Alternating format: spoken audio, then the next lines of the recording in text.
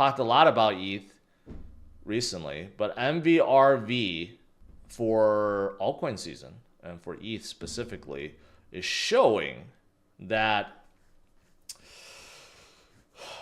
we're about to go higher.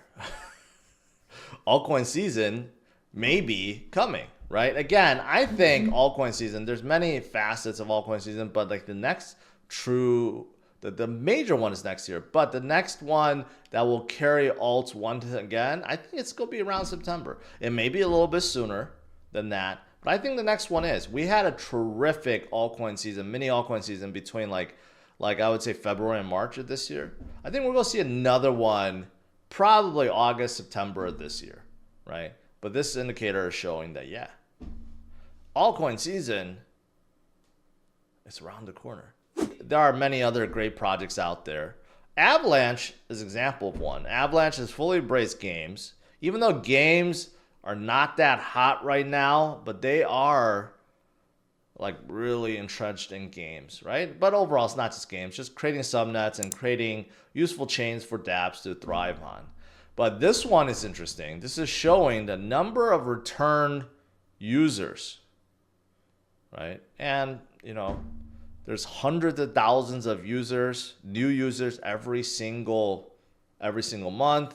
And it shows you kind of the retaining over the course of the month, how much they actually retain, right? And basically, you know what? It's showing it's pretty healthy. Pretty healthy.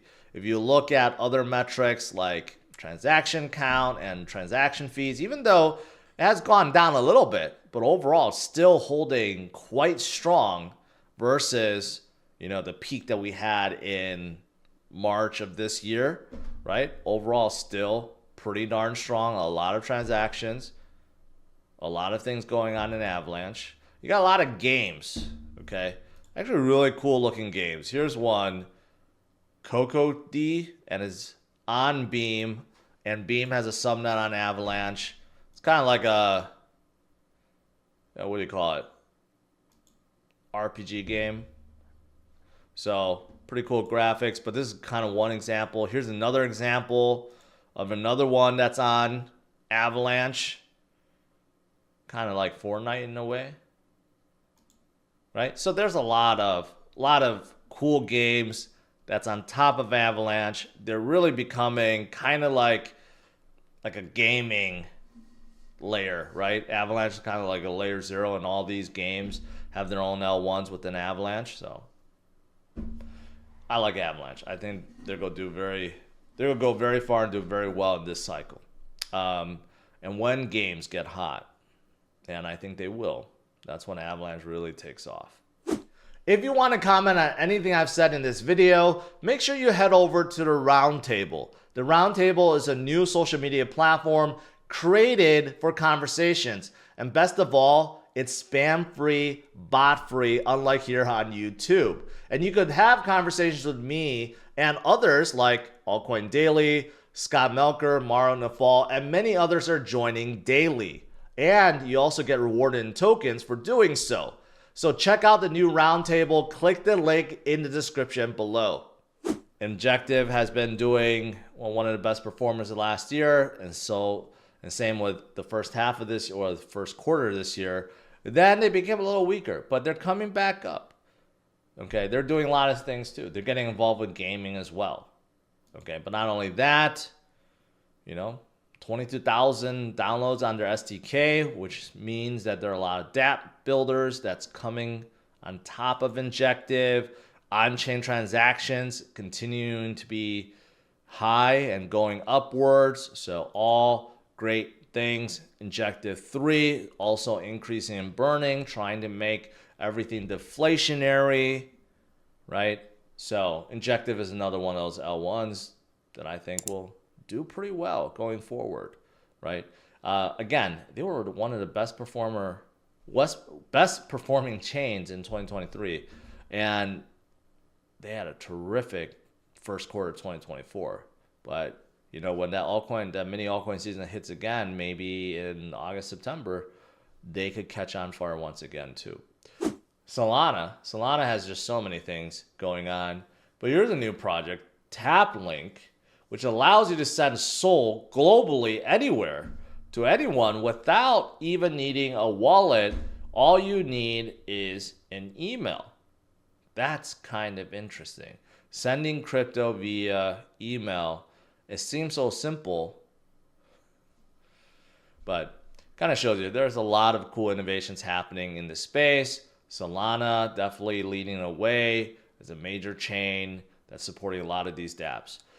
Phantom also is not a dApp, but Phantom is one of the biggest SOL wallet out there, and they're just a terrific wallet all around. They support Bitcoin, they support ETH, they support Solana. When they've been adding a lot of the dApps into them. Like for example, they added Jitto, so you could liquid stake directly from Phantom, which is awesome. Now they're introducing charts within Phantom, so this wallet is getting built, and the better it is for the entire Solana ecosystem.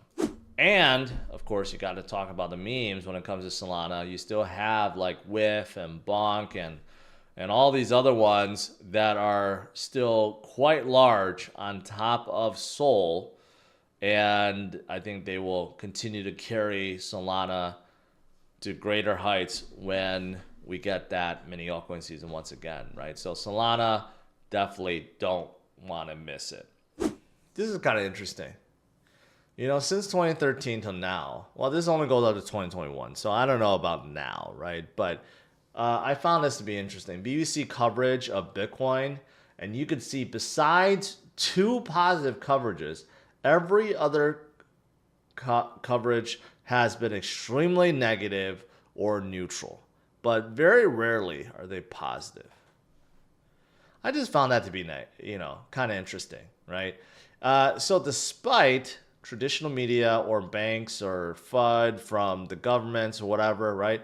Bitcoin has always found a way to get through it and continues to form higher highs and higher lows, despite the best efforts from mainstream media and all these entities I've talked about, right? Bitcoin continues forward. So that's kind of like what's happening now, right? Whenever Bitcoin dips, you got a lot of scary news out there. You got a lot of bears that's talking about a lot of stuff. And of course, there's worries about, well, what if war breaks out? Or what if inflation continues to rise? What if there's no rate cuts? You got a lot of uncertainty. But the thing is, Bitcoin does not care about any of that. Bitcoin is pure, and it's just going to keep on going. The fundamentals are great. In fact, the best they've ever been, really.